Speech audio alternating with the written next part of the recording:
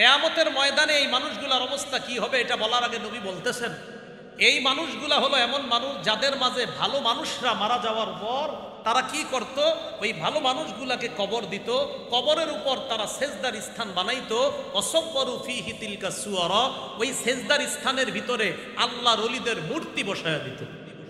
আবার বুঝেন, নিচে আল্লাহর ওলিদের কবর, উপরে হলো মসজিদ বা ইবাদতখানা, আর ওটার ভিতরে ওই নিচে যে ওলিরা শুয়ে আছে ওই ওলিদের মূর্তি।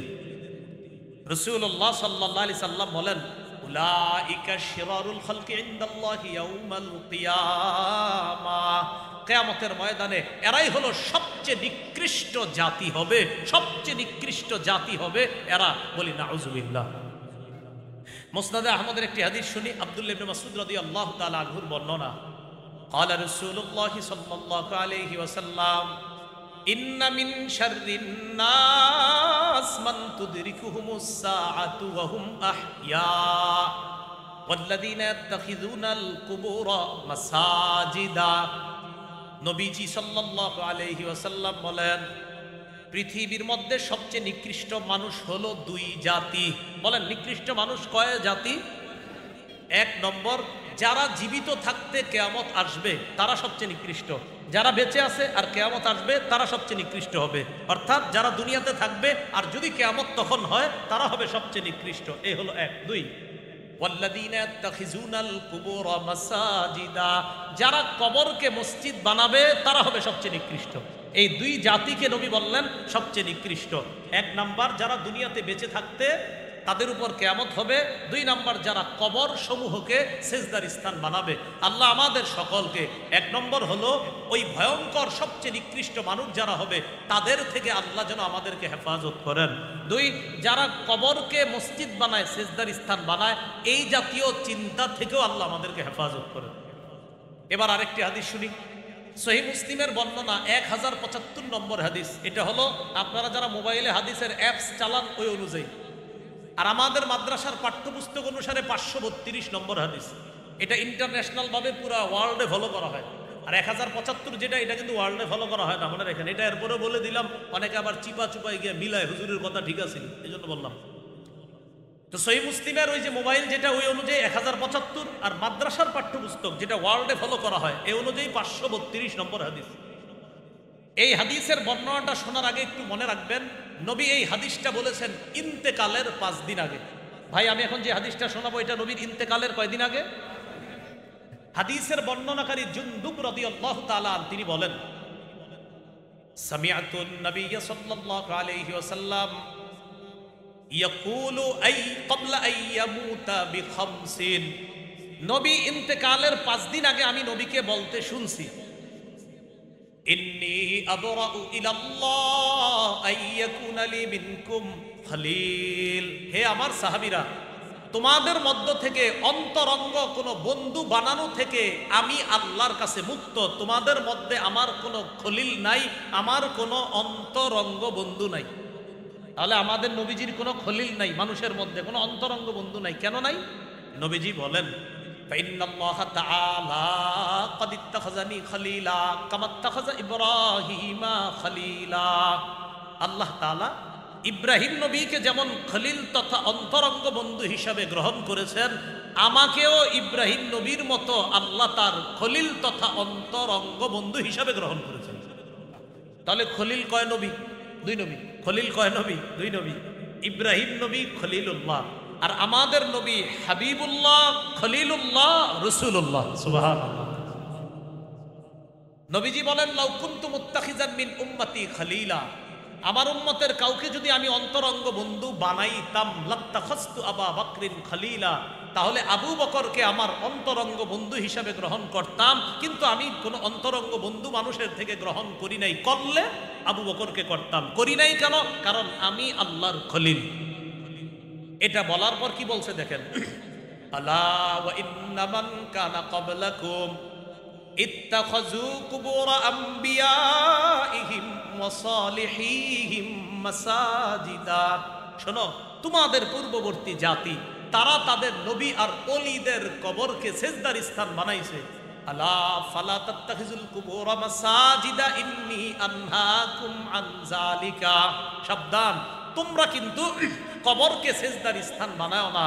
ও আমার জাতি, অতীতের মানুষগুলা তাদের নবীদের অলিদের কবরগুলাকে সেজদার স্থান বানিয়েছে, তোমরা কিন্তু কবরকে সেজদার স্থান বানাও না, আমি নবী নিষেধ করে যাচ্ছি। বলেন তো হাদিসটা ইন্তেকালের কয়দিন আগে। এবার আল্লাহুম্মা বারিক আলা মুহাম্মাদি ওয়া আলা আলি মুহাম্মাদ কামা বারাকতা আলা ইব্রাহিম ওয়া আলা আলি ইব্রাহিম ইন্নাকা হামিদুম মাজিদ। اللهم إني أعوذ بك من شر لساني وشر سمعي وشر بصري وشر مني। চৌধুরী বাজার এলাকাবাসীর উদ্যোগে পবিত্র আশুরা উপলক্ষে ১৬তম বাৎসরিক ওয়াজ দোয়ার মাহফিলের প্রধান অতিথি হাজী মোহাম্মদ সেলিম, সাবেক সংসদ সদস্য ঢাকা ৭, বিশেষ অতিথি মোহাম্মদ সুলাইমান সেলিম, সংসদ সদস্য ঢাকা ৭, অতিথি আনোয়ার ইকবাল শান্তু, সম্মানিত কাউন্সিলর ২৫ নং ওয়ার্ড, ঢাকা দক্ষিণ সিটি কর্পোরেশন। কেরাত পরিবেশনায় মুফতি হাফেজ কারি সিদ্দিকুর রহমান হাফিজাহুল্লাহ, প্রশিক্ষক হুফাজুল কোরআন ফাউন্ডেশন বাংলাদেশ।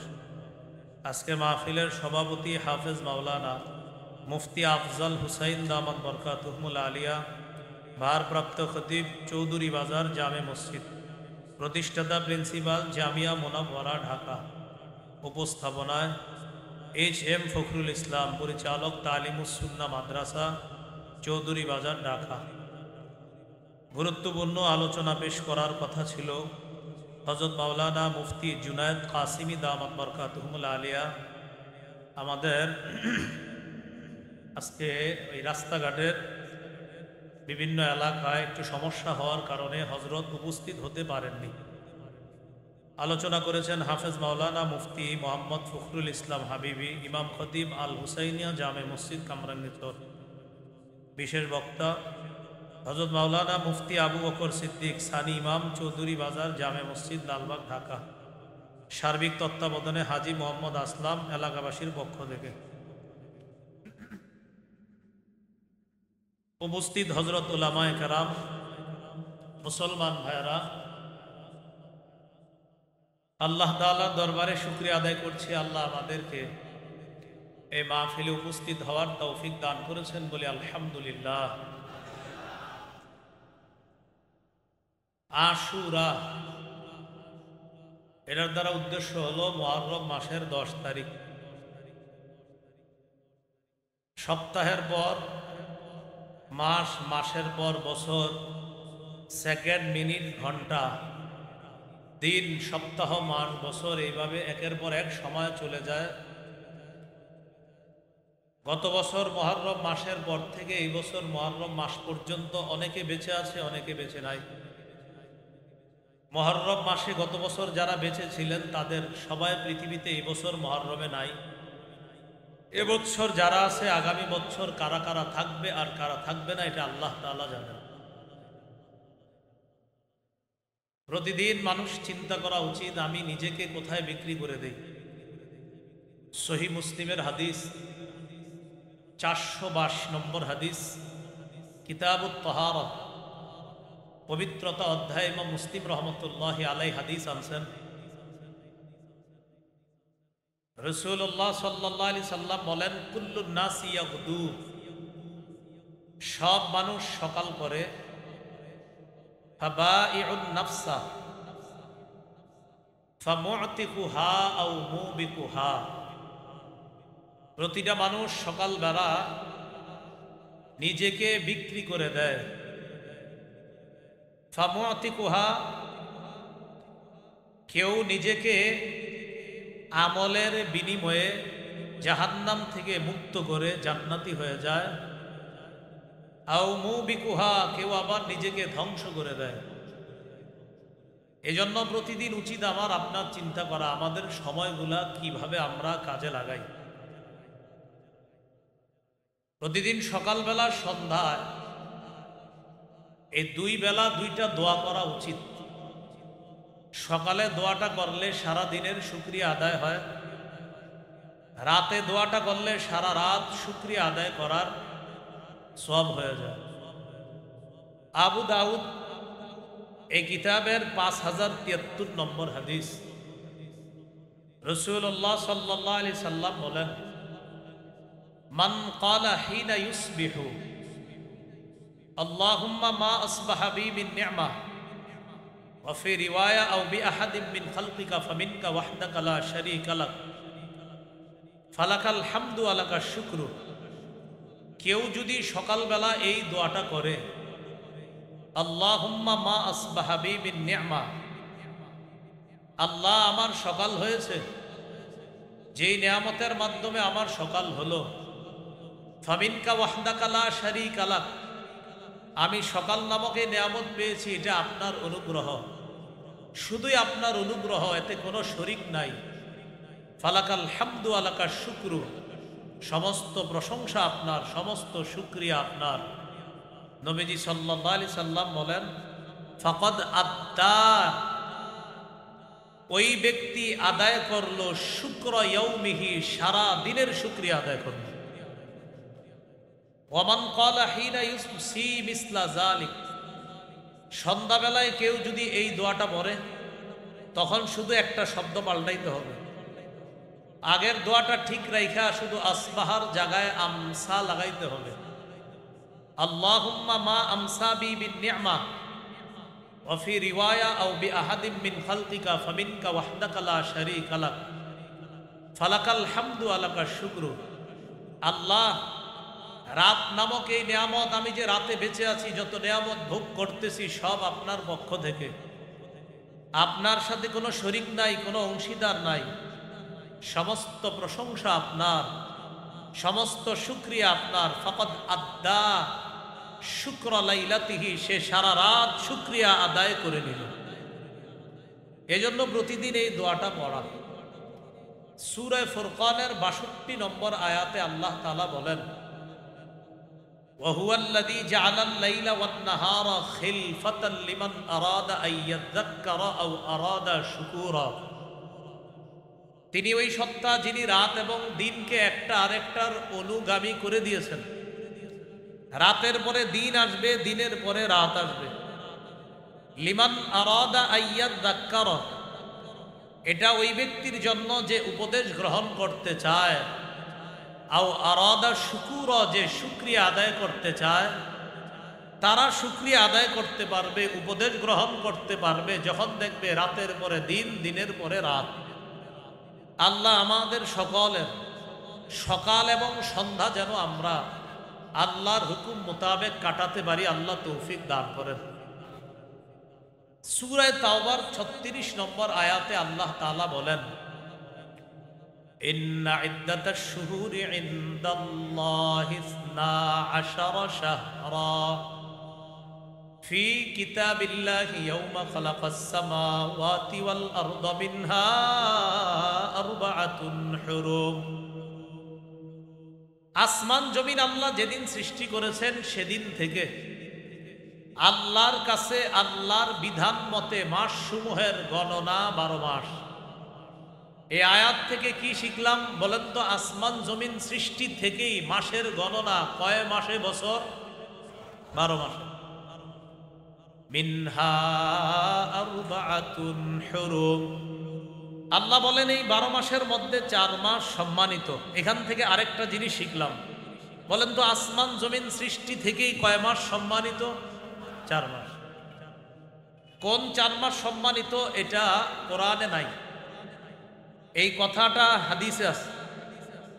সহিহ বুখারীর 3197 নম্বর হাদিস এবং 4662 নম্বর হাদিস।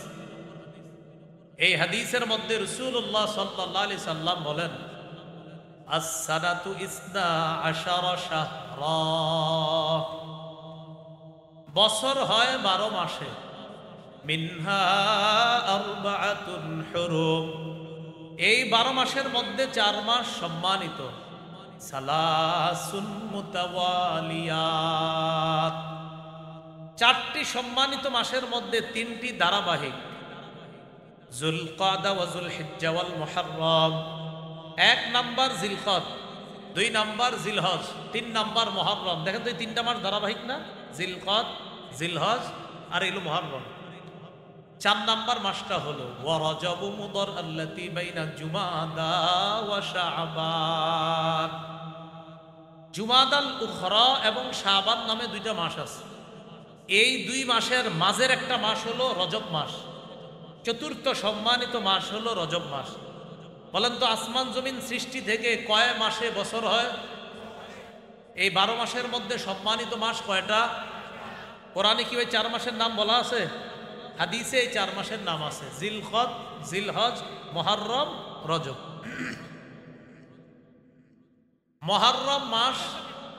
মুহররম মাসের তাৎপর্য এখান থেকেই বুঝে আসে যে আসমান জমিন সৃষ্টি থেকেই মুহররম মাসের সম্মান আল্লাহর কাছে। এবার আসি আমরা আলোচনায় আশুরা।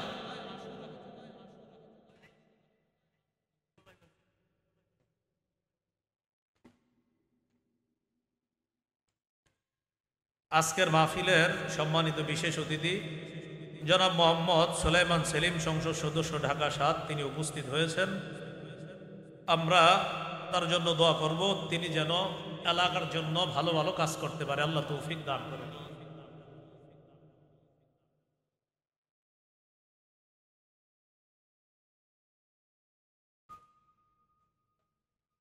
তো রাসূলুল্লাহ সাল্লাল্লাহু আলাইহি ওয়াসাল্লাম সম্মানিত 4 মাসের কথা হাদিসের মধ্যে বলে দিয়েছেন। আল্লাহ তাআলা কোরআনে বলেছেন, রাসূলুল্লাহ সাল্লাল্লাহু আলাইহি ওয়াসাল্লাম হাদিসের মধ্যে বলে দিয়েছেন 4 মাসের কথা, 4 মাসের নাম। এখন হলো মুহররম মাসের মধ্যে আবার 10ই মুহররম, 10ই মুহররম বা আশুরা। এই আশুরার তাৎপর্য গুরুত্ব বুঝে আসে কোত্থেকে? সহিহ বুখারীর 2004 নম্বর হাদিস। কাদিমা রাসূলুল্লাহ সাল্লাল্লাহু আলাইহি ওয়াসাল্লাম আল মাদিনা ফারাআল ইয়াহুদা তাসুমু ইয়াওমা আশুরা। রাসূলুল্লাহ সাল্লাল্লাহু আলাইহি ওয়াসাল্লাম মদিনায় আসলেন। আসার পর দেখলেন ইহুদিরা মুহররমের 10 তারিখে রোজা রাখে। فقال ما هذا قالوا هذا يوم صالح نجى الله بني إسرائيل من عدوهم। রাসূলুল্লাহ সাল্লাল্লাহু আলাইহি ওয়াসাল্লাম ইহুদিদেরকে মুহররমের 10 তারিখে রোজা রাখতে দেখা নবীজি সাল্লাল্লাহু আলাইহি সাল্লাম তাদেরকে জিজ্ঞাসা করলেন, এটা কোন দিন যেই দিনে তোমরাও রোজা রাখো? ইহুদিরা জবাব দিল, হাদা ইয়াউমুন সালিহ, এটা একটা পবিত্র দিন, সম্মানিত দিন। নাজ্জাল্লাহু বনি ইসরাঈল মিন আদুওয়িহিম, এই দিনে আল্লাহ তাআলা বনি ইসরাঈলকে তাদের শত্রুদের থেকে মুক্তি দিয়েছেন। ফাসাবাহু মূসা শুকরান লিল্লাহ, বনি ইসরাঈলকে আল্লাহ 10ই মুহররম মুক্তি দেওয়ার কারণে মূসা আলাইহিস সালাতু ওয়াস সালাম আল্লাহর শুকরিয়া আদায় করার জন্য 10ই মুহররম রোজা রাখছে। তাই ইহুদিরাও 10ই মুহররম রোজা রাখে।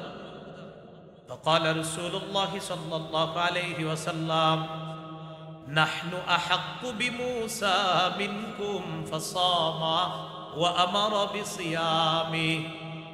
রাসূলুল্লাহ সাল্লাল্লাহু আলাইহি সাল্লাম বললেন, তোমাদের চাইতে আমরাই মুসা নবীকে মোহাব্বতের বেশি হকদার, বেশি দাবিদার। তাই রাসূল সাল্লাল্লাহু আলাইহি সাল্লাম মুহররমের 10 তারিখে নিজে রোজা রাখলেন, সাহাবায়ে কেরামকে রোজা রাখার আদেশ করলেন। তাহলে নবীজি সাল্লাল্লাহু আলাইহি সাল্লাম 10ই মুহররম নিজেও রোজা রাখলেন, সাহাবায়ে কেরামকে রোজা রাখার আদেশ করলেন। এ হলো আশুরার রোজার তাৎপর্য। আশুরার রোজার গুরুত্ব বুঝে আসে কিভাবে?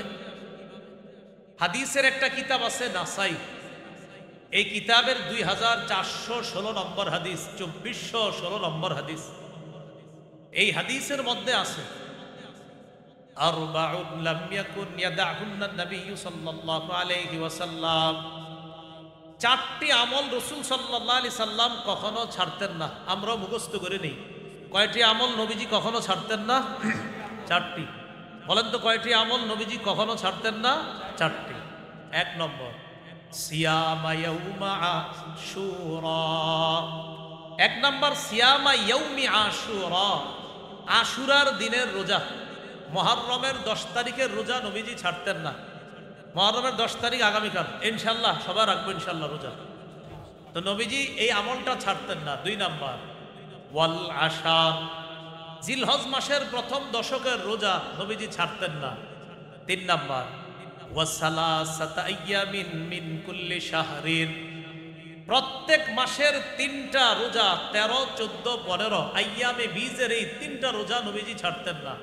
4 নম্বর ওয়া রাকাতাইনি ক্বাবলাল গাদাত, ফজরের নামাজের আগের 2 রাকাত সুন্নত নবীজি কখনো ছাড়তেন না। তাহলে কয়টা আমল নবী কখনো ছাড়তেন না? 4টা। 1 মুহররমের 10 তারিখের রোজা, 2 নাম্বার 10ই জিলহজের প্রথম দশকের রোজা, 3 নাম্বার প্রতি আরবি মাসের 13, 14, 15 এই 3টা রোজা, 4 নাম্বার ফজরের নামাজের আগের 2 রাকাত সুন্নত আল্লাহ রাসূল সাল্লাল্লাহু আলাইহি সাল্লাম কখনো ছাড়তেন না। এই হলো আশুরার রোজার গুরুত্ব। এর পরের আলোচনা আমাদের মুহররম মাসের রোজা রাখার ফজিলত। আমি কিন্তু 10ই মুহররমের কথা বলি নাই, বলছি মুহররম মাসের, মানে মুহররম মাসে রোজা রাখারও ফজিলত আছে। মুহররম মাসে আপনি অনেক বেশি রোজা রাখতে পারবেন, এটারও ফজিলত আছে। সহিহ মুসলিমের বর্ণনা 2645 নম্বর হাদিস, 2645। এই হাদিসের মধ্যে আছে ক্বালা রাসূলুল্লাহ সাল্লাল্লাহু আলাইহি ওয়াসাল্লাম আফজালুস সিয়াম বা'দা শাহরি রমাদান শাহরুল্লাহিল মুহাররম। রাসূলুল্লাহ সাল্লাল্লাহু আলাইহি সাল্লাম বলেন, রমজানের পরে রোজা রাখার জন্য সবচেয়ে শ্রেষ্ঠ মাস হলো মুহররম মাস। শ্রেষ্ঠ মাস হলো রমজান। রমজান মাস তো সেরা রোজা রাখার জন্য। এই রমজানের পরে বাকি 11 মাসের মধ্যে সবচাইতে রোজা রাখার জন্য সবচাইতে শ্রেষ্ঠ মাস হলো, ফজিলতের মাস মুহররম মাস। কেন? নবী বলেন এটা শাহরুল্লাহ, এটা আল্লাহর মাস। বলেন তো মুহররম মাস কার মাস? আল্লাহর মাস। ওয়া আফজালুস সালাতি বা'দাল ফরিদাতি সালাতুল লাইল, ফরজ নামাজের পর সবচাইতে শ্রেষ্ঠ নামাজ হলো তাহাজ্জুদ নামাজ। সবচেয়ে শ্রেষ্ঠ নামাজ হলো ফরজ নামাজ, এরপরের শ্রেষ্ঠ নামাজ হলো তাহাজ্জুদ নামাজ। সবচেয়ে শ্রেষ্ঠ রোজা হলো রমজানের রোজা, এরপর শ্রেষ্ঠ মাস রোজা রাখার জন্য যেটা, সেটা হলো মুহররম মাস। তাহলে এখান থেকে আমরা মুহররম মাসে রোজা রাখার ফজিলত বুঝে আসি। এরপরের আলোচনা 10ই মুহররম রোজা রাখার ফজিলত। মাত্র গেল মুহররমের রোজা রাখার ফজিলত, এখন জানবো 10ই মুহররম রোজা রাখার ফজিলত। তিরমিজির বর্ণনা 752 নম্বর হাদিস। এই হাদিসের মধ্যে আছে ক্বালা রাসূলুল্লাহ সাল্লাল্লাহু আলাইহি ওয়াসাল্লাম সিয়ামু ইয়াউমি আশুরা ইন্নী আহতাসিবু আলাল্লাহ আইয়ুকাফিরাস সানাতাল্লাতী ক্বাবলা। রাসূলুল্লাহ সাল্লাল্লাহু আলাইহি সাল্লাম বলেন, কেউ যদি 10ই মুহররম রোজা রাখে, আমি নবী আশাবাদী তার আগের 1 বছরের গুনাহের জন্য কাফারা হয়ে যাবে। তার আগের 1 বছরের গুনাহ আল্লাহ মাফ করে দিবে। তাহলে আগামীকাল কিন্তু 10ই মুহররম, এই রোজাটা আমরা রাখার চেষ্টা। আজকে অনেকে রেখেছেন আলহামদুলিল্লাহ, আগামীকাল রেখে ইহুদিদের বিরোধিতা করা। এ হলো আপনার আলোচনা। জানলাম 10ই মুহররম রোজা রাখার ফজিলত। এখন আমরা জানবো 10ই মুহররম আমাদের কি করণীয়। 10ই মুহররম আমাদের কি করণীয়? আমার সাথে একটু বলতে হবে। বলেন, মৌলিকভাবে 10ই মুহররম মুসলমানদের জন্য 2টি করণীয়। তাহলে বলেন তো, মুহররমের 10 তারিখ মানে আগামীকাল মৌলিকভাবে আমাদের কয়টি করণীয়? বলেন, 1 নম্বর সারাদিন রোজা রেখে কাটিয়ে দেওয়া। 2 বেশি বেশি তওবা করা। তাহলে সহজে মনে রাখতে পারবেন আগামীকাল আমাদের কয় কাজ? 1 নম্বর, 2 নম্বর তওবা করা, এক নাম্বার রোজা রাখা, 2 নাম্বার তওবা। 1 নাম্বার সারাদিন যে রোজা রাখবেন কেন, এটার একটা বর্ণনা শুনি। সহিহ মুসলিমের বর্ণনা, রাসূলুল্লাহ সাল্লাল্লাহু আলাইহি সাল্লামের সাহাবী আব্দুল্লাহ ইবনে আব্বাস রাদিয়াল্লাহু তাআলা আনহুমার বর্ণনা, বুখারীতে আছে 2006 নম্বর হাদিস, সহিহ বুখারীর 2006 নম্বর হাদিস।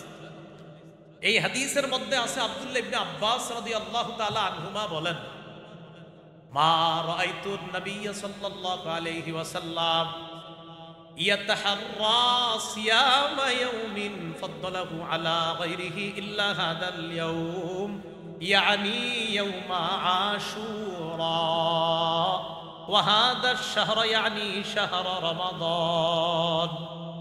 আব্দুল্লাহ ইবনে আব্বাস রাদিয়াল্লাহু তাআলা আনহুমা বলেন, মুহররমের 10 তারিখের রোজা রাখা এই দিনটার চাইতে অন্য কোন দিনকে এতটা শ্রেষ্ঠত্ব দিতে আর নবীকে আমি দেখি নাই। মুহররমের 10 তারিখের রোজাকে এতটা গুরুত্ব দিতেন নফল রোজার মধ্যে। ওয়াহাদা শাহরা ইয়ানি শাহরা রমাদান, আর মাস হিসাবে রোজা রাখার ক্ষেত্রে সবচেয়ে শ্রেষ্ঠ গুরুত্ব দিতেন রমজান মাসকে। তাহলে মাস হিসাবে শ্রেষ্ঠ গুরুত্ব দিতেন রমজান মাসকে, আর বাকি 11 মাসের মধ্যে সবচেয়ে দিন হিসাবে মুহররমের 10 তারিখের রোজাটাকে সবচাইতে বেশি শ্রেষ্ঠত্ব দিতেন রাসূলুল্লাহ সাল্লাল্লাহু আলাইহি সাল্লাম। এজন্য আগামীকাল আমাদের কাজ হলো সারাদিন রোজা রেখে কাটিয়ে দেওয়া। 2, কি করা? তওবা। তওবা করার দলিলটা কোথায় পাবো? তিরমিজির বর্ণনা 741 নম্বর হাদিস, 741 741। এই হাদিসের মধ্যে আছে নবীজির সাহাবী আলী ইবনে আবি তালেব রাদিয়াল্লাহু তাআলা আনহুকে এক ব্যক্তি প্রশ্ন করছে। খুব মন দিয়ে হাদিসটা বুঝতে হবে, এই হাদিসটা একটু বুঝার আছে। কোন সাহাবীকে বলেন তো? আলী রাদিয়াল্লাহু তাআলা আনহুকে এক ব্যক্তি প্রশ্ন করছে, আইয়ু শাহরিন তা'মুরুনি আন আসুমা বা'দা শাহরি রমাদান। ওগো নবীর সাহাবী আলী, আপনার কাছে আমি জানতে চাই, রমজান মাসে তো রোজা রাখি, রমজানের পরে বাকি 11 মাসে কোন মাসে বেশি রোজা রাখবো একটু আমারে বলেন তো। আলী রাদিয়াল্লাহু তাআলা আনহু এই প্রশ্ন শুইনা তাকে বললেন, তুমি আমারে যেই প্রশ্নটা করেছো, এই প্রশ্নটা আমার জীবনে নবীকে কাউকে করতে দেখি নাই, তবে এক ব্যক্তিকে দেখছি শুধু এই প্রশ্নটা করতে। আমার সারা জীবন কাউকে দেখি নাই এই জাতীয় প্রশ্ন নবীকে করতে, তবে একজনকে দেখছি এই প্রশ্নটা নবীকে করেছে। আবার বলছি, তুমি আমাকে যেটা করেছো এই প্রশ্নটাই নবীকে একজন করেছে আমার জীবনে আমি দেখছি। কয় কি দেখছেন? আলী রাদিয়াল্লাহু তাআলা আনহু বলেন, এই প্রশ্নটা নবীকে এক ব্যক্তি করছে ওই সময় আনা কাঈদুন, আমি নবীর সামনে বসা। ওই ব্যক্তি নবীজিকে প্রশ্ন করছে। তো প্রশ্ন কি আপনারা তো জানেন, একটু আগে বলছি। হযরত আলীকে বলছে রমজানের পর কোন মাসে বেশি রোজা রাখবো, তো সেম প্রশ্ন ওই ব্যক্তি নবীরে করছে, ওগো আল্লাহর রাসূল সাল্লাল্লাহু আলাইহি ওয়াসাল্লাম, রমজানের পর কোন মাসে বেশি রোজা রাখার আদেশ আপনি করবেন? নবীজি জবাব দিলেন, ইন কুনতা সাইমান বা'দা শাহরি রমাদান ফাসুমিল মুহররম। রমজান মাসের পরে তুমি যদি অন্য কোনো মাসে রোজা রাখতে চাও তাহলে মুহররম মাসে তুমি রোজা রাখো। কেন? ফাইন্নাহু শাহরুল্লাহ, মুহররম মাস আল্লাহর মাস। সুবহানাল্লাহ, মুহররম মাস আল্লাহর মাস। ফিহি ইয়াউমুন তাবাল্লাহু আলা কওম, মুহররম মাসে এমন একটা দিন আছে যেই দিনে আল্লাহ এক জাতির তওবা কবুল করেছেন। ওয়ায়াতুবু ফিহি আলা কওমিন আখারিন, অন্যান্য জাতির তওবাও আল্লাহ কবুল করবেন। তো আমরা অন্যান্য জাতি আগামীকাল যারা বেঁচে থাকবো, আগামীকাল আমাদের দ্বিতীয় করণীয় সারাদিন বেশি বেশি তওবা করা। 1 নাম্বার রোজা রাখা, 2 নাম্বার তওবা করা। এরপরের আলোচনা, রোজাটা কবে রাখা দরকার ছিল।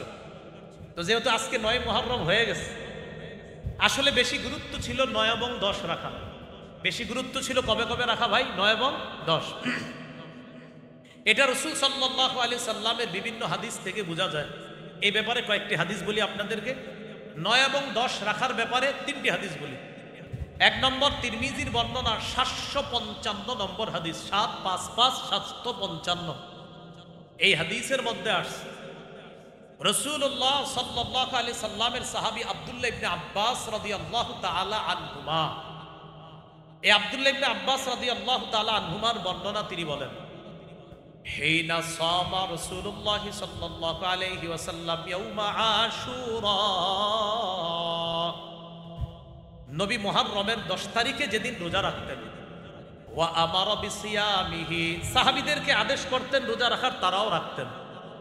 তো সাহাবীরা নবীজিকে বললেন, ইয়া রাসূলুল্লাহ হাযা ইয়াউমুন তুআযযিমুহুল ইয়াহুদু ওয়ান নাসারা, হুজুর আমরা যে মুহররমের 10 তারিখে রোজা রাখি, এই মুহররমের 10 তারিখটাকে ইহুদিরাও সম্মান করে, খ্রিস্টানরাও সম্মান করে।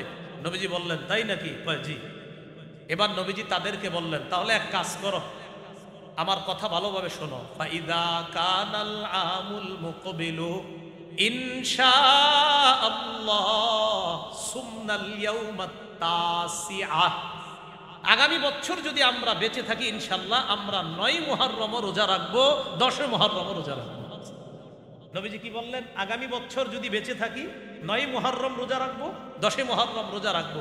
সাহাবী বলেন, ফালাম ইয়াতিল আমুল মুকবিলু হাত্তা তুওয়াফিয়া রাসূলুল্লাহ সাল্লাল্লাহু আলাইহি ওয়াসাল্লাম, পরবর্তী বছর আসার আগেই আল্লাহ রাসূল দুনিয়া থেকে বিদায় নিয়েছেন।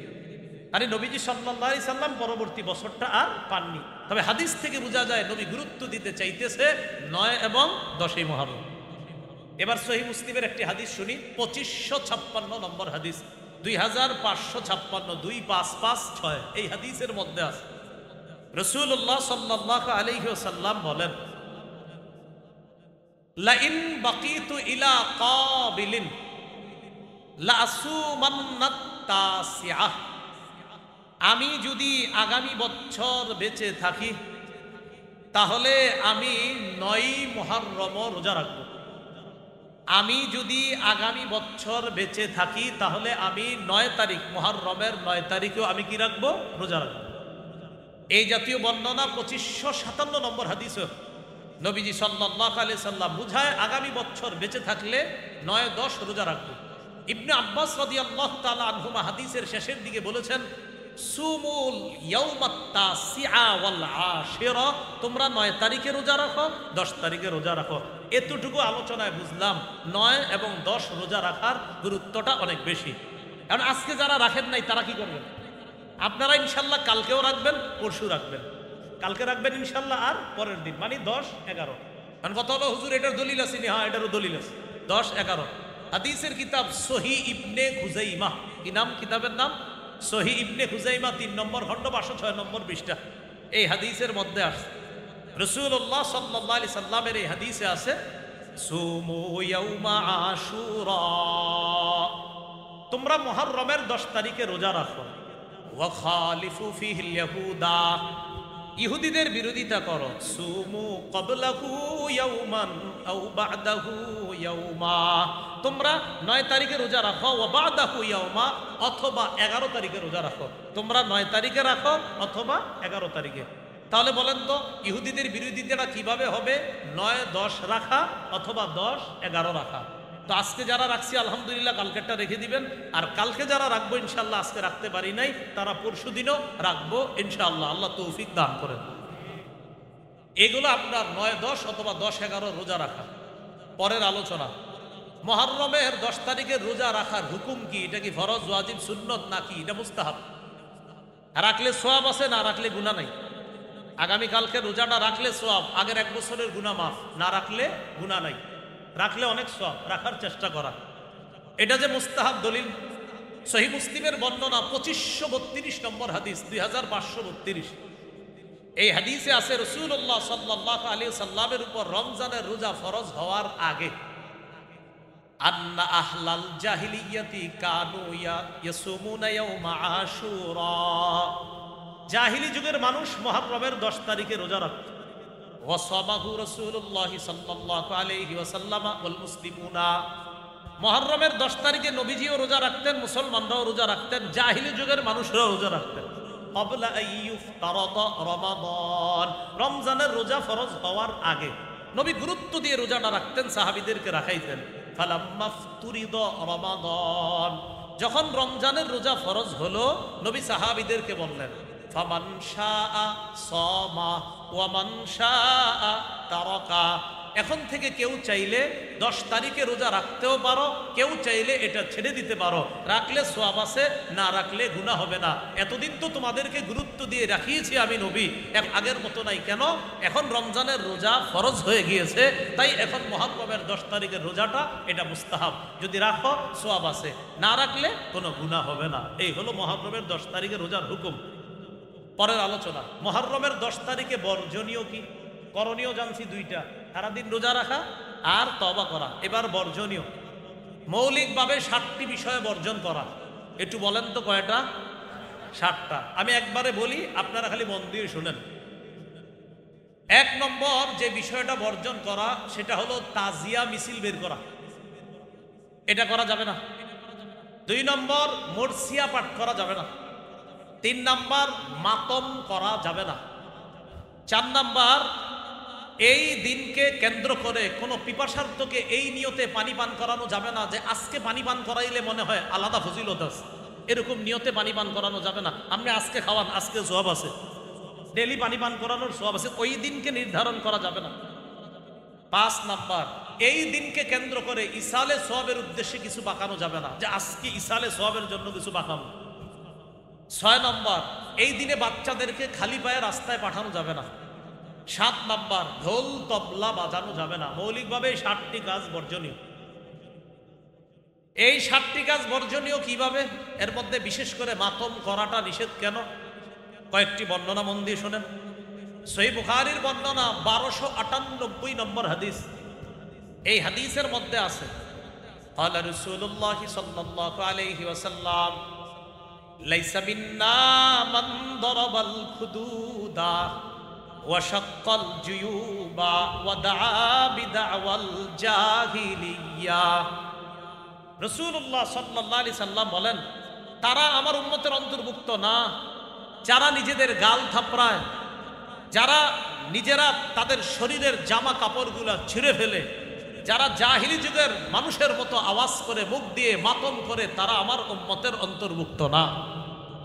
সহিহ বুখারীর 1296 নম্বর হাদিসের বর্ণনা, রাসূলুল্লাহ সাল্লাল্লাহু আলাইহি সাল্লাম বলেন, আনা বারিউম মিনাস সালিকাহ ওয়াল হালিকাহ ওয়াশ-শাক্কাহ। এই বর্ণনার শেষের দিকে আছে, ইন্না রাসূলুল্লাহ সাল্লাল্লাহু আলাইহি ওয়াসাল্লাম বারিউম মিনাস সালিকাহ ওয়াল হালিকাহ ওয়াশ-শাক্কাহ। ওই নারীদের সাথে নবীর কোনো সম্পর্ক নাই যেই নারী কারো মৃত্যুকে কেন্দ্র করে জোরে জোরে চিৎকার করে কান্নাকাটি করে, ওই নারীর সাথে নবীর কোনো সম্পর্ক নাই। যেই নারী তার শরীরের জামা কাপড় ছিঁড়ে ফেলে, ওই নারীর সাথে নবীর কোনো সম্পর্ক নাই। যেই নারী শোকে মাতম করে আর মাথার চুল উপড়ে ফেলে, তার সাথে নবীর কোনো সম্পর্ক নাই। আরেকটা বর্ণনা শুনলে বিষয়টা ক্লিয়ার হবে। আল জামিউস সগীর হাদিসের একটা কিতাব, 4201 নম্বর হাদিস। এই হাদিসটি শুনলে আপনারা আশ্চর্য হয়ে যাবেন। রাসূলুল্লাহ সাল্লাল্লাহু আলাইহি সাল্লামের কন্যা জয়নব রাদিয়াল্লাহু তাআলা আনহা মারা গেছে। ভাই বলেন তো কে মারা গেছে? নবীজি সাল্লাল্লাহু আলাইহি সাল্লামের কন্যা জয়নব রাদিয়াল্লাহু তাআলা আনহা। হাদিসটি এইভাবে, মাতাত যায়নাবু বিনতু রাসূলিল্লাহ সাল্লাল্লাহু আলাইহি সাল্লাম। আল্লাহ রাসূল সাল্লাল্লাহু আলাইহি সাল্লামের কন্যা জয়নব রাদিয়াল্লাহু তাআলা আনহা ইন্তেকাল করলেন। ফাবাকাতিন নিসা, নারীরা কান্নাকাটি শুরু করছে। বাচ্চারা আর আওয়াজ করো না। আচ্ছা আচ্ছা, আপনারা সবাই তাকান না, আমার দিকে তাকান না। রাসূলুল্লাহ সাল্লাল্লাহু আলাইহি সাল্লামের কন্যা জয়নব রাদিয়াল্লাহু তাআলা আনহা ইন্তেকাল করছে। ফাবাকাতিন নিসা, নারীরা কান্নাকাটি শুরু করছে। ফাজাআলা উমর ইয়াদরিবুহুন্না বিসাউতিহি, হযরত ওমর চাবুক দিয়া মাইর শুরু করছে। এই থামো, কান্না করো কেন? মারতেছে। ওমর ফারুক রাদিয়াল্লাহু তাআলা চাবুক ধর। ফাআখারাহু রাসূলুল্লাহ সাল্লাল্লাহু আলাইহি ওয়াসাল্লাম বিয়াদিহি, নবী তার হাত মুবারক দিয়ে হযরত ওমরকে বললেন, ওমর একটু থামো। মাহলান ইয়া ওমর, ওমর একটু নরম হও, একটু সদয় আচরণ করো। এটা বইলা নবীজি নারীদেরকে কি বললেন? নারীরা কাঁদছে, হযরত ওমর মারতে নিছিলেন, নবীজি বললেন, আরে একটু থামো না, একটু সদয় আচরণ করো, তুমি একটু কিছু হইলে চাবুকটা উঠিয়ে নাও, একটু থামো। এবার নবী নারীদেরকে যেটা বললেন সেটা আমাদের জন্য শিক্ষণীয়। নবী বললেন, ইয়াকুন্না ওয়া নাঈকাশ শাইতান, ও নারীরা শয়তানের মতো ইনিয়ে বিনিয়ে জোরে বিলাপ করে কান্নাকাটি করা থেকে বেঁচে থাকো। শয়তানের মতো ইনিয়ে বিনিয়ে বিলাপ করে কান্নাকাটি করা থেকে বেঁচে থাকো। এরপরে নবীজি বললেন মাহ মা কানা মিনাল আইন ওয়া মিনাল কলবি ফামিনাল্লাহ ওয়া মিনার রাহমা। কেউ ইন্তেকাল করলে যদি চোখ দিয়ে পানি আসে আর অন্তর ব্যতীত হয়, এটা আল্লাহর পক্ষ থেকে রহমত। কেউ ইন্তেকাল করলে যদি চোখ থেকে পানি আসে, আপনি জোরে চিল্লাইতেছেন না, এমনি পানি আসতেছে চোখ থেকে, আপনার চোখের পানি পড়তেছে, জামা ভিজতেছে, দাড়ি ভিজতেছে, সামনের মাটি ভিজে যাইতেছে। আবু দাউদের এই বড় হাদিস, মুসনাদ আহমদের বড় হাদিস, আল্লাহ রসুল কবরের পাশে বৈশা বাচ্চাদের মতো এইভাবে কান্না করতেছিলেন। সাহাবী বারা ইবনে আযিবের বর্ণনা, ওই পাশে গিয়ে নবীজির চেহারা মুবারকের দিকে তাকায়া দেখে কবর দেইখা নবী কাঁদতে কাঁদতে সামনের মাটিগুলা কাদা যুক্ত করে ফেলছে। তো নবীজি বলেন কারো মৃত্যুতে যদি চোখে পানি আসে আর অন্তর বিগলিত হয়, এটা আল্লাহর পক্ষ থেকে দয়া রহমত। ওয়া মাহমা কানা মিনাল ইয়াদি ওয়া মিনাল লিসান ফামিনাশ শাইতান। আর যা হাত থেকে হবে আর মুখ থেকে হবে, এটা শয়তানের কাজ। হাত থেকে হবে, মুখ থেকে মানে হায় হায় আর হাত দিয়ে এটা সেটা, মুখ থেকে হায় হায় আর হাত দিয়ে এটা সেটা, এটা শয়তানের কাজ। তাহলে মুখ দিয়ে আওয়াজ আর হাত দিয়ে উল্টাপাল্টা কাজ। মুখ দিয়ে করতেছেন আওয়াজ আর হাত দিয়ে নিজেরে আঘাত করতেছেন, রক্তাক্ত করতেছেন, এটা শয়তানের কাজ। আর যদি চোখ থেকে পানি পড়ে অটোমেটিক, অন্তর বিগলিত হয়, এটা আল্লাহর দয়া। তাহলে এই জায়গায় বিষয়টা স্পষ্ট হয়ে গেল আমাদের, আমরা কারো মৃত্যুতে এইভাবে বিলাপ করব না, মাতম করব না। প্রশ্ন হলো তাহলে কারো মৃত্যুতে আমাদের কি করণীয়? প্রথমে কোরআন থেকে জানি করণীয়টা। সূরা বাকারা 155, 156, 157 নম্বর আয়াতে লম্বা আলোচনা, আমি শুধু সামান্য একটু বলি। আল্লাহ তাআলা বলেন আউযু বিল্লাহি মিনাশ শাইতানির রাজীম। আল্লাহ বলেন ওয়ালানাবলুওয়ান্নাকুম বিশাইইম মিনাল খাউফি ওয়াল জু'i ওয়া নাকসিম মিনাল আমওয়াল ওয়াল আনফুসি ওয়াত তামারাত وبشر الصابرين الذين إذا أصابتهم مصيبة قالوا إنا لله وإنا إليه راجعون। আল্লাহ তাআলা বলেন তোমাদের সন্তান, তোমাদের সম্পদ, আমি তোমাদের সন্তান ছিনিয়ে নিয়ে সম্পদ হ্রাস করে জানমাল তোমাদের থেকে ছিনিয়ে নিয়ে তোমাদেরকে পরীক্ষা করব। এই পরীক্ষার পর নবী যারা ধৈর্য ধারণ করবে আর যারা বিপদে এই কথা বলবে ইন্না লিল্লাহি ওয়া ইন্না ইলাইহি রাজিউন, তাদেরকে আমি আল্লাহর পক্ষ থেকে সুসংবাদ জানাই। তাহলে এক নাম্বার আমল শিখলাম, কেউ মারা গেলে ইন্না লিল্লাহি ওয়া ইন্না ইলাইহি রাজিউন পড়া। এটা শুধু মারা গেলে না, কিন্তু আপনি অন্য কাজেও পড়বেন, মারা গেলেও পড়বেন, আবার কোথাও যদি আপনি আঘাত খান তখনও পড়বেন। সবাই ভাবে কি যে কেউ মারা গেলে শুধু ইন্না লিল্লাহ, মাইকের অপেক্ষা থাকে যে মাইকে ইন্না লিল্লাহ বললে পরে বলবে না। ইন্না লিল্লাহ মানে আপনি যদি কোথাও আঘাত খান তাও বলবেন ইন্না লিল্লাহি ওয়া ইন্না ইলাইহি রাজিউন। এটা জানলাম কোরআন থেকে। এবার হাদিস থেকে একটা দোয়া শিখবো, মুখস্থ করবেন ইনশাআল্লাহ। আরবিটা চেষ্টা করবেন, না পারলে বাংলাটা। আমি আরবিটাও বলবো, বাংলাও বলতেছি। সহিহ বুখারীর 1284 নম্বর হাদিস। রাসূলুল্লাহ সাল্লাল্লাহু আলাইহি সাল্লামের নাতি মারা গেছে। নাতি, নবীজি সাল্লাল্লাহু আলাইহি সাল্লামের নাতি ইন্তেকাল করার পর রাসূলুল্লাহ সাল্লাল্লাহু আলাইহি সাল্লামের কাছে সংবাদ গেছে, তার মেয়ে সংবাদ পাঠাইলেন, আব্বা একটু আসেন বাসায়, ছেলেটা মারা গেছে। নবীজি সাল্লাল্লাহু আলাইহি সাল্লাম মৃত্যুর সংবাদ শুনে বললেন ইন্না লিল্লাহি মা আখাযা ওয়া লাহু মা আ'তা ওয়া কুল্লুন ইনদাহু বিআজালিম মুসাম্মা। একটু যদি পারেন আর কি, ইন্না লিল্লাহি মা আখাযা ওয়া লাহু মা আ'তা ওয়া কুল্লুন ইনদাহু বিআজালিম মুসাম্মা। বলেন আমার সাথে, যেটা নিয়ে গিয়েছেন সেটা আল্লাহর, যা রেখে দিয়েছেন এটাও আল্লাহর। বলেন আমাদের মধ্যে যারা নাই তারাও আল্লাহর, যারা বেঁচে আছি তারাও আল্লাহ। তাহলে কি শিখলাম? কারো মৃত্যুতে বলবো যেটাকে আল্লাহ নিয়ে গেছেন এটাও আল্লাহর, আর যাদেরকে আল্লাহ রেখে দিছেন এটাও আল্লাহর, আর প্রত্যেকটা জিনিসের নির্ধারিত সময় আছে। এই হলো আরবি দোয়ার বাংলা। আমি আবার বলছি, যেটা নিয়ে গেছেন এটাও আল্লাহর, যেটা রেখে দিয়েছেন এটাও আল্লাহর, সব কিছুর একটা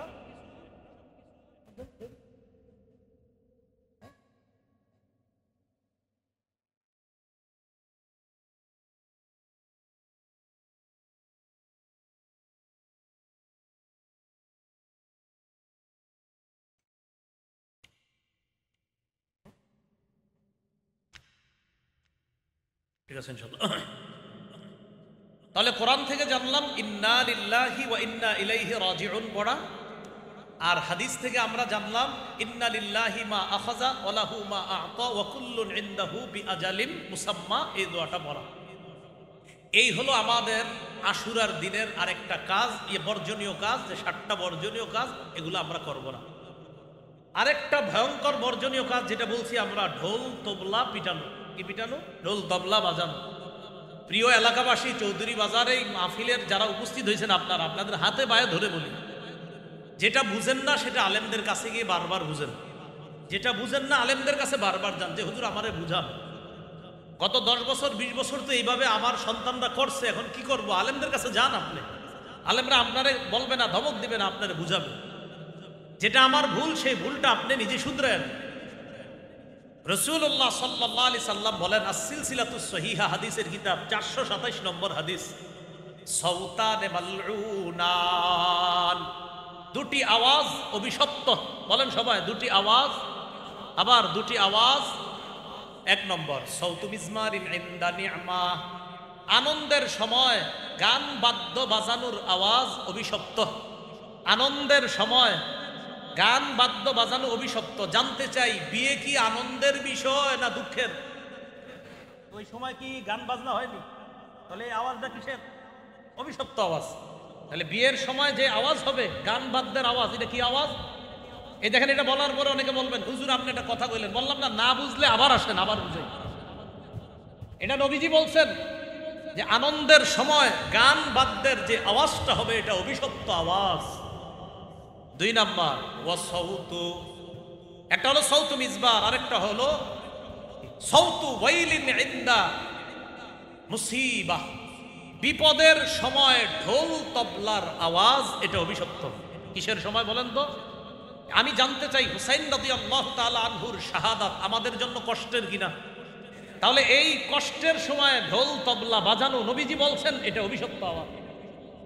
দেখেন, আপনি এখন বলবেন না, আপনি এটা কি বললেন হঠাৎ? বললাম তো, না বুঝলে আবার আসেন, আবার বলি। আমি আবার বলছি, নবীজি সাল্লাল্লাহু আলাইহি সাল্লাম বলেন দুটি আওয়াজ অভিশপ্ত।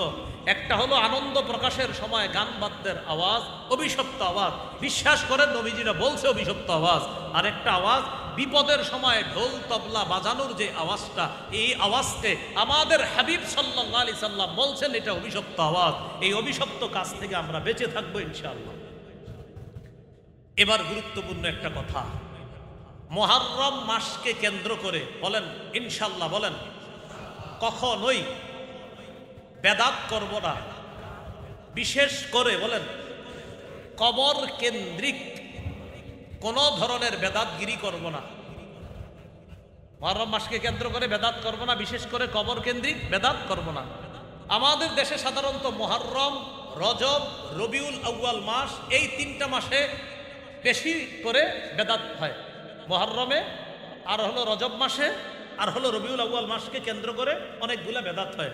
এখন আবার আপনার মনে আসবে, হুজুর এটা কি বললেন? বললাম তো, না বুঝলে আবার আসেন, বুঝাই দিই বেদাত কোনগুলা। বিশেষ করে কবর কেন্দ্রিক বাড়াবাড়িটা বেশি হয়। এই ব্যাপারে কয়েকটি হাদিস শুনি আমরা। সহিহ বুখারীর 427 নম্বর হাদিস, রাসূলুল্লাহ সাল্লাল্লাহু আলাইহি সাল্লামের বিবি আম্মাজান আয়েশা সিদ্দিকা রাদিয়াল্লাহু তাআলা আনহা থেকে বর্ণনা, তিনি বলেন, আন্না উম্মা হাবিবাতা ওয়া উম্মা সালামাতা যাকারাতা কানিসাতান রাআইনাহা বিল হাবাশা। উম্মে হাবিবা, উম্মে সালামা নবীজির 2 সম্মানিতা স্ত্রী, আমাদের সম্মানিতা মাতা আম্মা জান উম্মে হাবিবা, উম্মে সালামা রাদিয়াল্লাহু আনহুমা হাবশায় একটা গির্জা দেখলেন। গির্জা, ফিহা তাসাবির, ওই গির্জার মধ্যে মূর্তি। নাউজুবিল্লাহ পড়ি। গির্জার ভিতরে কি মূর্তি? গির্জা সাধারণত আমরা জানি এটা অন্য ধর্মের ইবাদতখানা, ওই ইবাদতখানার ভিতরে কি মূর্তি। ফাযাকারাতা লিন-নবী সাল্লাল্লাহু আলাইহি ওয়াসাল্লাম, আম্মা জান দুইজন নবীজির কাছে বিষয়টা জানাইলেন, ইয়া রাসূলুল্লাহ, ইবাদতখানার ভিতরে মূর্তি কেন? বিষয়টা বুঝলাম না। তখন নবীজি বললেন, উলাইকা ইযা কানা ফীহিমুর রাজুলুস সালিহু ফামাতা বানাউ আলা কবরিহি মসজিদান উলাইকা শিরারুল খালকি ইনদাল্লাহি ইয়াউমাল কিয়ামাহ। এরা হলো এই সমস্ত মানুষ, কিয়ামতের ময়দানে এই মানুষগুলোর অবস্থা কি হবে এটা বলার আগে নবী বলতেছেন, এই মানুষগুলা হলো এমন মানুষ যাদের মাঝে ভালো মানুষরা মারা যাওয়ার পর তারা কি করত, ওই ভালো মানুষগুলাকে কবর দিত, কবরের উপর তারা সেজদার স্থান বানাইতো, অসব্বরু ফীহি তিলকা সুওয়ারা, ওই সেজদার স্থানের ভিতরে আল্লাহর ওলিদের মূর্তি বসায়া দিত। আবার বুঝেন, নিচে আল্লাহর ওলিদের কবর, উপরে হলো মসজিদ বা ইবাদতখানা, আর ওটার ভিতরে ওই নিচে যে ওলিরা শুয়ে আছে ওই ওলিদের মূর্তি। রাসূলুল্লাহ সাল্লাল্লাহু আলাইহি সাল্লাম বলেন, উলাইকা শিরারুল খালকি ইনদাল্লাহি ইয়াউমাল কিয়ামাহ, কিয়ামতের ময়দানে এরাই হলো সবচেয়ে নিকৃষ্ট জাতি হবে, সবচেয়ে নিকৃষ্ট জাতি হবে এরা। বলি নাউজুবিল্লাহ। মুসনাদে আহমদের একটি হাদিস শুনি, আব্দুল্লাহ ইবনে মাসউদ রাদিয়াল্লাহু তাআলা আনহুর বর্ণনা। قال رسول الله صلى الله عليه وسلم إن من شر الناس من تدركهم الساعة وهم أحياء والذين يتخذون القبور مساجدا। নবীজি সাল্লাল্লাহু আলাইহি ওয়াসাল্লাম বলেন, পৃথিবীর মধ্যে সবচেয়ে নিকৃষ্ট মানুষ হলো দুই জাতি। বলেন নিকৃষ্ট মানুষ কয় জাতি? এক নম্বর, যারা জীবিত থাকতে কিয়ামত আসবে তারা সবচেয়ে নিকৃষ্ট, যারা বেঁচে আছে আর কিয়ামত আসবে তারা সবচেয়ে নিকৃষ্ট হবে।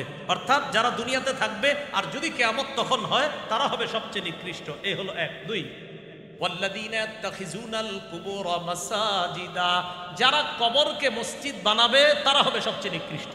এই দুই জাতিকে নবী বললেন সবচেয়ে নিকৃষ্ট। এক নাম্বার, যারা দুনিয়াতে বেঁচে থাকতে তাদের উপর কিয়ামত হবে। দুই নাম্বার, যারা কবর সমূহকে সেজদার স্থান বানাবে। আল্লাহ আমাদের সকলকে, এক নম্বর হলো ওই ভয়ঙ্কর সবচেয়ে নিকৃষ্ট মানুষ যারা হবে তাদের থেকে আল্লাহ যেন আমাদেরকে হেফাজত করেন। দুই, যারা কবরকে মসজিদ বানায়, সেজদার স্থান বানায়, এই জাতীয় চিন্তা থেকেও আল্লাহ আমাদেরকে হেফাজত করেন। এবার আরেকটি হাদিস শুনি, সহিহ মুসলিমের বর্ণনা 1075 নম্বর হাদিস। এটা হলো আপনারা যারা মোবাইলে হাদিসের অ্যাপস চালান ওই অনুযায়ী, আর আমাদের মাদ্রাসার পাঠ্যপুস্তক অনুসারে 532 নম্বর হাদিস। এটা ইন্টারন্যাশনাল ভাবে পুরো ওয়ার্ল্ডে ফলো করা হয়। আর 1075 যেটা, এটা কিন্তু ওয়ার্ল্ডে ফলো করা হয় না, মনে রাখেন। এটা এরপরে বলে দিলাম, অনেকে আবার চিপা চুপাই গিয়ে মিলায়, হুজুরের কথা ঠিক আছে এই জন্য বললাম। তো সহিহ মুসলিমের ওই যে মোবাইল যেটা ওই অনুযায়ী 1075, আর মাদ্রাসার পাঠ্যপুস্তক যেটা ওয়ার্ল্ডে ফলো করা হয় এই অনুযায়ী 532 নম্বর হাদিস। এই হাদিসের বর্ণনাটা শোনার আগে একটু মনে রাখবেন, নবী এই হাদিসটা বলেছেন ইন্তেকালের 5 দিন আগে। ভাই আমি এখন যে হাদিসটা শোনাবো এটা নবীর ইন্তেকালের কয়দিন আগে? হাদিসের বর্ণনাকারী জুনদুব রাদিয়াল্লাহু তাআলা তিনি বলেন, সামিআতুন নবিয়্য সাল্লাল্লাহু আলাইহি ওয়াসাল্লাম ইয়াকুলু আই ক্বাবলা আন ইয়ামুতা বিখামসিন, নবী ইন্তেকালের 5 দিন আগে আমি নবীকে বলতে শুনছি, ইন্নী আবরাউ ইলাল্লাহ আইয়াকুনা লি মিনকুম খলিল, হে আমার সাহাবীরা, তোমাদের মধ্য থেকে অন্তরঙ্গ কোনো বন্ধু বানানো থেকে আমি আল্লাহর কাছে মুক্ত। তোমাদের মধ্যে আমার কোনো খলিল নাই, আমার কোনো অন্তরঙ্গ বন্ধু নাই। তাহলে আমাদের নবীজির কোনো খলিল নাই, মানুষের মধ্যে কোনো অন্তরঙ্গ বন্ধু নাই। কেন নাই? নবীজি বলেন, ফাইন্নাল্লাহ তাআলা ক্বাদ ইত্তাখাযানি খলিলা কামা ইত্তাখাযা ইব্রাহিমা খলিলা। আল্লাহ তাআলা ইব্রাহিম নবীকে যেমন খলিল তথা অন্তরঙ্গ বন্ধু হিসাবে গ্রহণ করেছেন, আমাকেও ইব্রাহিম নবীর মতো আল্লাহ তার খলিল তথা অন্তরঙ্গ বন্ধু হিসাবে গ্রহণ করেছেন। তাহলে খলিল কয় নবী? 2 নবী। খলিল কয় নবী? 2 নবী। ইব্রাহিম নবী খলিলুল্লাহ, আর আমাদের নবী হাবিবুল্লাহ, খলিলুল্লাহ, রাসূলুল্লাহ। সুবহানাল্লাহ। নবীজি বলেন, লাউ কুনতু মুত্তাখিযান মিন উম্মতি খলিলা, আমার উম্মতের কাউকে যদি আমি অন্তরঙ্গ বন্ধু বানাইতাম, লাত্তাখাযতু আবা বকরিন খলিলা, তাহলে আবু বকরকে আমার অন্তরঙ্গ বন্ধু হিসাবে গ্রহণ করতাম, কিন্তু আমি কোনো অন্তরঙ্গ বন্ধু মানুষের থেকে গ্রহণ করি নাই। করলে আবু বকরকে করতাম, করি নাই কেন? কারণ আমি আল্লাহর খলিল। এটা বলার পর কি বলছে দেখেন, আলা ওয়া ইন্না মান কানা ক্বাবলাকুম ইত্তাখাযু কুবুর আমবিয়াইহিম ওয়া সালিহিহিম মাসাজিদা। শোনো, তোমাদের পূর্ববর্তী জাতি তারা তাদের নবী আর ওলিদের কবরকে সেজদার স্থান বানাইছে। আলা ফালা তাত্তাখিজুল কুবুর মাসাজিদা ইন্নী আনহাকুম আন যালিকা। সাবধান, তোমরা কিন্তু কবরকে সেজদার স্থান বানাও না। ও আমার জাতি, অতীতের মানুষগুলা তাদের নবীদের অলিদের কবরগুলাকে সেজদার স্থান বানিয়েছে, তোমরা কিন্তু কবরকে সেজদার স্থান বানাও না, আমি নবী নিষেধ করে যাচ্ছি। বলেন তো হাদিসটা ইন্তেকালের কয়দিন আগে? এবার আপনাদেরকে যে হাদিসটি শোনাবো এটা ইন্তেকালের দিনের হাদিস। এখন যেটা শোনাবো ইন্তেকালের দিন, ইন্তেকালের দিন না, শুধু নবীজির প্রাণটা বের হবে ওই মুহূর্তের হাদিস। এখন যেটা বলবো সহিহ বুখারীর 435 নম্বর হাদিস। লাম্মা নুজিলা বিরাসূলিল্লাহি সাল্লাল্লাহু আলাইহি ওয়াসাল্লাম কানা ইয়াতরাহু খামিসাতান আলা ওয়াজহিহি। নবীজি সাল্লাল্লাহু আলাইহি সাল্লাম মুমূর্ষ অবস্থায় একটা কাপড় দিয়ে নিজের চেহারা মুবারক ঢাকলেন। দেখেন এইভাবে নিজের চেহারা মুবারক ঢাকলেন একটা কাপড় দিয়ে মুমূর্ষ অবস্থায়। ফাইদা তাম্মা, যখন নবীর প্রাণটা বের হয়ে যাবে, কাশাফাহা আন ওয়াজহিহি, কাপড়টা চেহারা মুবারক থেকে সরাইলেন। মুমূর্ষ অবস্থায় কাপড় দিলেন, প্রাণটা যখন বের হবে, শ্বাসটা যখন বের হবে, তখন কাপড়টা সরাইলেন। সরায়া বললেন, লানাতুল্লাহি আলাল ইয়াহুদি ওয়ান নাসারা ইত্তাখাযু কুবুর আমবিয়াইহিম মাসাজিদা। নবীজি বললেন, ইহুদিদের উপর আল্লাহর অভিশাপ, খ্রিস্টানদের উপর আল্লাহর অভিশাপ, তারা তাদের নবীদের কবরগুলা সেজদার স্থান বানিয়েছে। ইউহাজ্জিরু মা সানাউ, জাতিকে সতর্ক করা যাচ্ছে, ও জাতি, আমি ইন্তেকালের পর কিন্তু সাবধান, আমার কবরকে এরকম সেজদার স্থান বানাও না। শ্বাস যাবে যাবে ওই অবস্থায় নবী কথাটা বললেন। এবার একটা হাদিস শুনেন, আমার সাথে একটু বলেন, কবরকে কেন্দ্র করে মেলা বসানো নিষেধ। কবরকে কেন্দ্র করে কি বসানো নিষেধ? দলিল আবু দাউদের বর্ণনা 2042 নম্বর হাদিস। এই হাদিসে রাসূলুল্লাহ সাল্লাল্লাহু আলাইহি সাল্লাম বলেন, লা তাজআলু বুয়ুতাকুম কুবুরা, তোমরা তোমাদের ঘরগুলাকে কবর বানাও না। ঘর কবর হয় কিভাবে? ঘরে জিকির না করলে, ঘরে আল্লাহরে না ডাকলে, ঘরে সুবহানাল্লাহ আলহামদুলিল্লাহ না পড়লে, নফল নামাজ না পড়লে ওই ঘর কবরের মতো হয়ে যায়। ওয়ালা তাজআলু কবরি ঈদা, আর আমার কবরকে উৎসবের স্থান বানাও না। আমার কবরকে কেন্দ্র করে মেলা বসাবা না, উৎসবের স্থান বানাও না। তোমরা কি আমাকে মহব্বত করো? বলেন আমরা নবীকে মহব্বত করি সাল্লাল্লাহু আলাইহি সাল্লাম।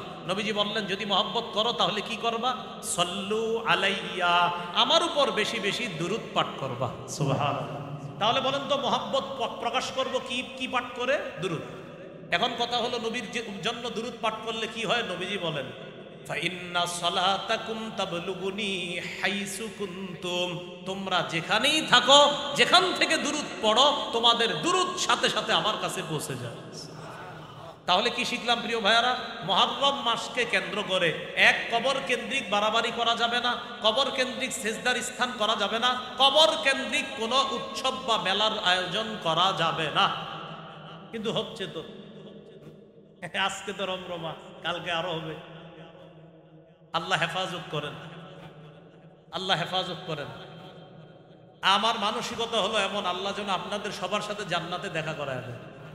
তো যে মানুষটার এই মানসিকতা, এই মানুষ কিভাবে আপনাদেরকে ভুল কথা বলতে পারে বলেন? আমি এই জন্য আপনাদের হাতে পায়ে ধরে বলছি, অতীতে ভুল করে থাকলে ফিরে আসেন, বলেন ইনশাআল্লাহ। অতীতে এইগুলা ঢোল তবলা করে থাকলে ফিরে আসেন। যারা করছে তাদেরকে বুঝান, সন্তান করলে ওরে বুঝান, এটা করো না তুমি, এটা না করলে কোনো ক্ষতি হবে না। ওলামাদের কেরামকে জিজ্ঞাসা করেন, এটা না করলে কিচ্ছু হবে না, আপনি আল্লাহর রাস্তায় বুঝান সবাই যে এইগুলো করবা না। আল্লাহ আমাদের সকলকে সঠিক কথাগুলো বোঝার তৌফিক দান করেন। এরপর আরেকটা কথা, কবর সামনে রেখে নামাজ পড়া যাবে না। আবু দাউদের বর্ণনা 3229 নম্বর হাদিস। আলা রাসূলুল্লাহ সাল্লাল্লাহু আলাইহি ওয়াসাল্লাম, লা তাজলিসু আলাল কুবুর ওয়া লা তুসাল্লু ইলাইহা। তোমরা কবরের উপর বসো না আর কবর সামনে রাইখা নামাজ পড়বা না। এজন্য কোনো মসজিদের মাঝখানে কবর না থাকা, মাঝখানে কবর না থাকা, মাঝখানে কবর থাকলে পিছনে কাতার থাকলে এটা ঠিক হচ্ছে না কাজটা। এজন্য কবরের উপর না বসা, কবর সামনে রাইখা কোনো ধরনের বেদাত কর্ম না করা, নামাজ না পড়া। আল্লাহ আমাদেরকে বুঝার তৌফিক দান করেন। বেদাত নির্মূল করার জন্য ওলামায়ে কেরাম তো চেষ্টা করবে। আজকে এখানে মাননীয় এমপি সাহেব আছে, উনিও যদি আলেমদের সাথে থাকে এই বেদাত নির্মূল কাজে, কুসংস্কার নির্মূলের কাজে যদি উনিও থাকে, কাজটা আরো সহজ হবে। কি বলেন সবাই ইনশাআল্লাহ? এজন্য আমি আশা করি আমি আজকের আলোচনাটা, এখানে এমপি সাহেব অনেকক্ষণ আলোচনা শুনছেন, আপনারাও শুনেছেন, আমি কোরআন হাদিসের মাধ্যমে কুসংস্কার এবং মুহররমকে কেন্দ্র করে যা হচ্ছে আমাদের সমাজে, আসলে আমাদের করা উচিত ছিল কি, আমরা করতেছি কি, যেটা আমাদের করা উচিত সেটাই যেন করি, যা করা উচিত না সেটা যেন থেকে বেঁচে থাকতে পারি। সামাজিকভাবে ইনশাআল্লাহ আমরা চাইব এমপি সাহেব সহ সবাই ইনশাআল্লাহ এইভাবে কুসংস্কার মুক্ত একটা সমাজ যেন আমরা গঠন করতে পারি। আল্লাহ তৌফিক দান করেন। এই হলো আপনার মুহররম মাসকে কেন্দ্র করে, আশুরাকে কেন্দ্র করে বর্জনীয় আজকের সর্বশেষ আলোচনা। মুহররমের 10 তারিখ কেন্দ্র করে এই মাতম শুরু হলো কবে থেকে? হুসাইন রাদিয়াল্লাহু তাআলা আন 61 হিজরির 10ই মুহররম কারবালার প্রান্তরে তিনি শহীদ হলেন, নির্মমভাবে তাকে শহীদ করা হলো। তার শাহাদাতের পর প্রায় 300 বছর পর্যন্ত তাকে কেন্দ্র করে কোনো ধরনের মাতম ছিল না। সর্বপ্রথম বলেন, সর্বপ্রথম 352 হিজরিতে ইরাকে মুইজুদ্দাওলাহ দাইলামি নামক এক ব্যক্তি সর্বপ্রথম মাতমের সূচনা করে। তাহলে শহীদ হইলেন 61 হিজরিতে, এরও প্রায় 300 বছর পর, কারণ 352 যদি হয় প্রায় 290-92 বছর পর। 61 হিজরিতে হুসাইন রাদিয়াল্লাহু তাআলা আনহুকে নির্মমভাবে শহীদ করলো জালেম ইয়াজিদ এবং আরো তার প্রেতাত্মা উবাইদুল্লাহ বিন জিয়াদ সীমার তারা। এরও অনেক বছর পর, প্রায় 292 বছর পর 352 হিজরিতে ইরাকে মুইজুদ্দাওলা আদ-দাইলামি নামক এক ব্যক্তি সর্বপ্রথম এই মাতমের সূচনা করে। এখন বলতে পারেন এই কথা কোথায় লেখা? এই কথা সম্মানিত শিয়া যারা আছে তাদের কিতাবেই লেখা। তার মানে যারা করছে তাদের কিতাবে এই কথাটা লেখা আছে। আপনি বিশ্বাস করেন, আমির আলী শিয়া উনি একটা কিতাব লেখছে আপনার স্পিরিট অফ ইসলাম, এটার মধ্যে তিনি স্পষ্টভাবে বলেছেন যে এটা সর্বপ্রথম 352 হিজরিতে মুইজুদ্দাওলা আদ-দাইলামি নামক এক ব্যক্তি ইরানে এটার প্রচলন করছে। এরপর 362 হিজরিতে মিশরে আল মুইজ্জু লিদীনিল্লাহ নামে ফাতিমি নামক এক ব্যক্তি, প্রথমেরটার নাম হলো মুইজুদ্দাওলা আদ-দাইলামি, পরেরটার নাম আল মুইজ্জু লিদীনিল্লাহ আল ফাতিমি নামক এক ব্যক্তি 362 হিজরিতে এটা মিশরে ব্যাপকভাবে চালু করছে। এরপর বিষয়টা সারা দুনিয়াতে ছড়িয়ে গিয়েছে। এই হলো আপনার মাতমের ইতিহাস। তখন থেকে এই মাতম করা হয়। প্রিয় ভাইরা, সর্বশেষ কথা, মাতম কেন্দ্র করে যা হয়, যা করণীয়, যা বর্জনীয় বললাম। রাসূল সাল্লাল্লাহু আলাইহি সাল্লাম স্পষ্ট বলে দিয়েছেন, শরীর ছিঁড়া ফাড়া করা, পোশাক ছিঁড়ে ফেলা ইত্যাদি এগুলা করা সম্পূর্ণ নিষেধ। তাই মুহররম মাসকে কেন্দ্র করে, বিশেষ করে 10 মুহররমকে কেন্দ্র করে আমাদের করণীয় হলো দুইটা। আমরা সারাদিন রোজা রাখবো ইনশাআল্লাহ, সারাদিন তওবা করব। বর্জনীয় যেগুলা বললাম আমরা, বিশেষ করে মাতম জাতীয় কোনো কাজ আমরা করব না। আল্লাহ আমাদের সকলকে হেফাজত করেন। আজকে যে কথাগুলো আপনাদের সামনে বললাম, শুনলাম, কুসংস্কার মুক্ত সর্বপ্রথম, যেহেতু আয়োজনে চৌধুরী বাজার এলাকা, তাই কুসংস্কার দূর হতে হবে প্রথম চৌধুরী বাজার থেকে ইনশাআল্লাহ। এরপর আস্তে আস্তে এই কুসংস্কার মুক্ত একটা সমাজ, একটা লালবাগ, একটা বাংলাদেশ, একটা পৃথিবী গঠন করতে হবে যেখানে কুসংস্কার থাকবে না। আল্লাহ আমাদের সকলকে যে কথাগুলা বললাম, শুনলাম, আমরা সবাই যেন করণীয়গুলা করতে পারি, বর্জনীয়গুলা বর্জন করতে পারি। আল্লাহ তৌফিক দান করেন। সুবহানাল্লাহি ওয়া বিহামদিহি, সুবহানাকাল্লাহুম্মা ওয়া বিহামদিকা, আশহাদু আল্লা ইলাহা ইল্লা আনতা আস্তাগফিরুকা ওয়া আতুবু ইলাইক। আমিন ওয়া আখিরু দাওয়ানা আলহামদুলিল্লাহি রাব্বিল আলামিন।